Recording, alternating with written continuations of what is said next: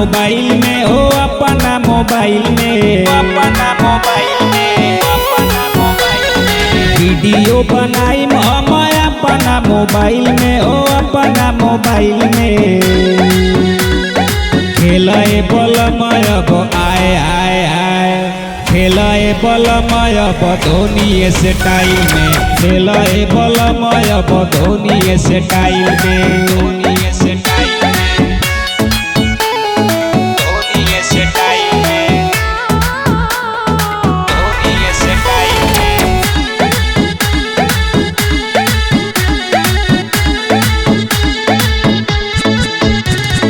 दुश्मन के कदम पा कोई इरादा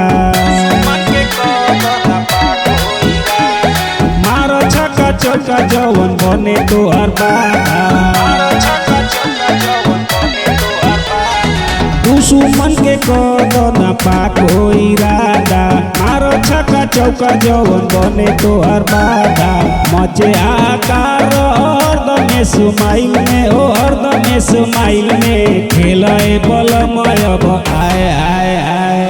खेलाए बलमय धोनी स्टाइल में खेलाए बलमय धोनी स्टाइल में वीडियो बनाई हम अपना मोबाइल में हो अपना मोबाइल में खेलाए बलमय आए आए आए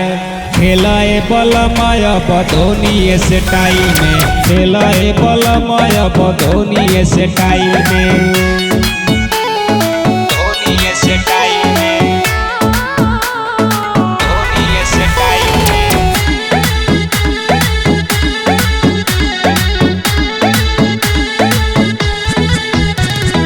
देखो ऐसे कोर को ध्यान रहे दादा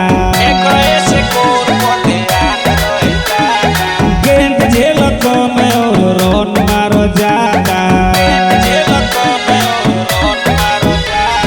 देखो ऐसे कोर को ध्यान रहे दादा गेंद झेल कम और रन मारो ज्यादा हौसला बुलंद रहे बैठा लो अपना माइंड में बैठा लो अपना माइंड में